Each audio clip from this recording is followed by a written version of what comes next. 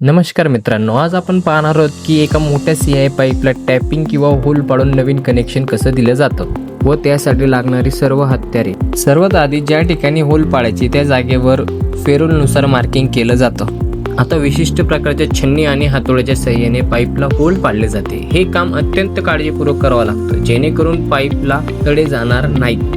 Hole पाडून झाल्यावर त्यातील कचरा साफ केला जातो आणि राऊंड फाईलच्या सहाय्याने होलला फिनिशिंग दिलं जातं जेणेकरून पुढील जॉईंट व्यवस्थित बसेल। फिनिशिंग झाल्यानंतर त्या ठिकाणी थ्रेड पाडले जातात, तर थ्रेडिंगसाठी आपल्याला टॅपचा वापर करायचा आहे। थ्रेड पाडून झाल्यानंतर एक ब्रास फेरूल टेफ्लॉन टेप लावून पाईपच्या होलमध्ये घट्ट बसवला जातो। हा टेप पाणी किंवा गॅस गळती रोखण्यासाठी अत्यंत महत्त्वाचा असतो। अशा प्रकारे आपलं नवीन पाईप कनेक्शन यशस्वीरित्या पूर्ण झालं आहे। जर तुम्हाला प्लंबिंग मधील अशा तांत्रिक गोष्टी प्रॅक्टिकली शिकायच्या असतील तर आमचे ट्रेनिंग सेंटर ज्ञानदा गुरुकुलला नक्की भेट द्या। व्हिडिओ शेअर करा आणि फॉलो करा।